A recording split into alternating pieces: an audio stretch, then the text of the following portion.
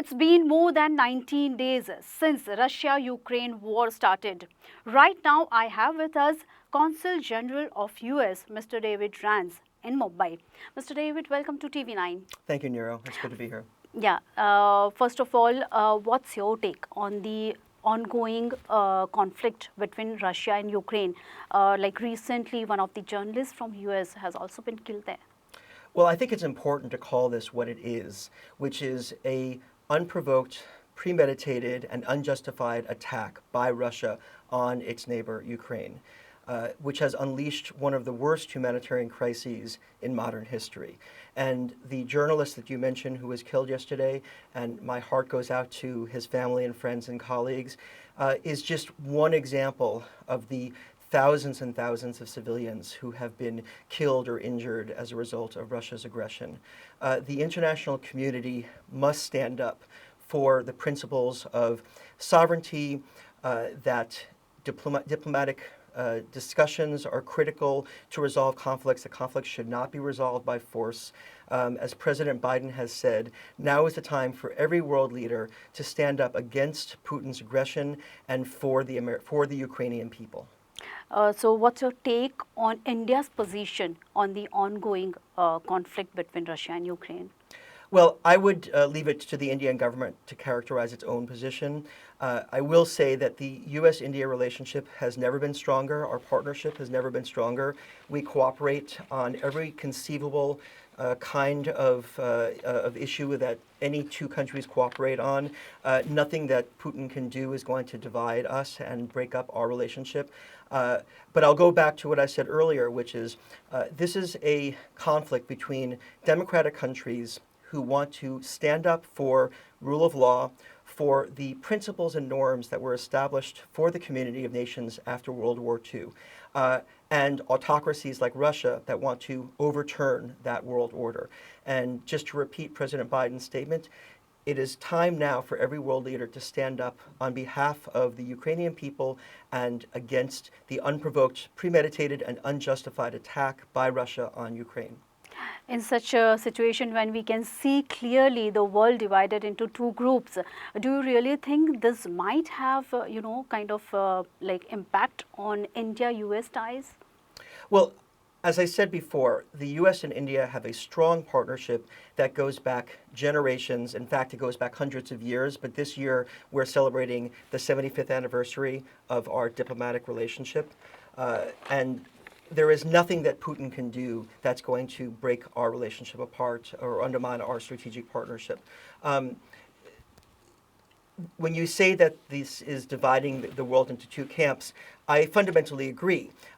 We have on the one hand the vast majority of the world, the community of democracies that care about international norms and standards, who believe that sovereign nations should have a right to make their own decisions and should not be subject to coercion or threats from a neighbor, and who believe in upholding the international norms that we have fought so hard for here in the Indo-Pacific region with the government of India. So we are continuing to work with our partners like India and other like-minded partners to come up with a community response, a communal response to Russia's aggression against Ukraine. So do you really think in such a scenario the economic sanctions by the US are sufficient?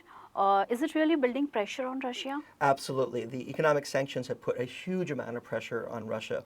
All you need to do is look at the collapse of the ruble. Russia's economy is in a shambles, and I think it is already putting immense pressure on Putin and his cronies and oligarchs. You see their assets being seized. You see their private jets and their billion-dollar yachts being seized, and this is creating huge pressure. I think it's also important to underscore that these sanctions represent the common effort of over 30 countries that represent 1/2 of the world's economy.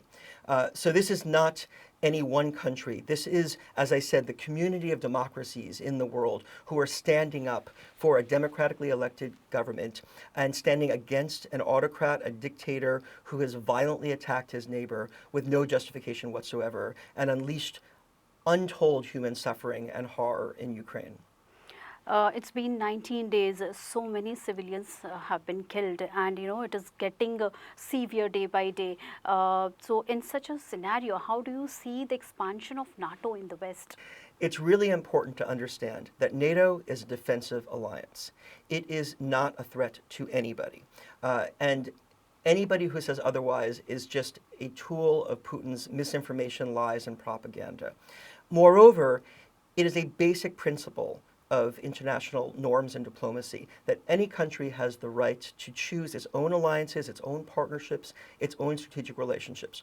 Putin has no right to choose that for the Ukrainian people or for the Ukrainian government. It is up to the people and government of Ukraine to decide what alliances, partnerships, or relationships it wishes to uphold. Well, thanks very much for offering that opportunity, because I suspect that your viewership feels the same way that I and many other people do, which is we're watching this humanitarian catastrophe unfold, and our hearts go out to the people who are suffering, the civilians, the refugees, and wondering what they can do to help. So I really encourage your viewers who are looking for a way to support the Ukrainian people, and not just the Ukrainian people, but all of the people who are suffering from this catastrophe that has been unleashed on Europe and the world as a result of Putin's unprovoked aggression. They can go to our social media and websites, and we have information there about well-respected international organizations that are providing support to Ukraine and its people. If they wish to provide some kind of support, that would be a great way to show our collective unity with and solidarity with Ukraine and its people. Thank you so much for sharing your views and giving us your valuable time. Thank you, Nero, very much for having me. Thank you so much. So, for more updates on Russia-Ukraine war and latest news, stay tuned. This is Neeru signing off with camera person Saidat. Interesting videos જોવા માટે આપ TV9 ગુજરાતીના YouTube ચેનલને subscribe કરી શકો છો અને સાથે જ બેલ આઇકન અચૂક દબાવશો. એટલું જ નહીં, TV9 ગુજરાતીના ફેસબુક પેજને પણ આપ લાઇક કરી શકો છો અને ટ્વિટર અને ઇન્સ્ટાગ્રામ આ બંનેને ફોલો કરવાનું ન ભૂલશો.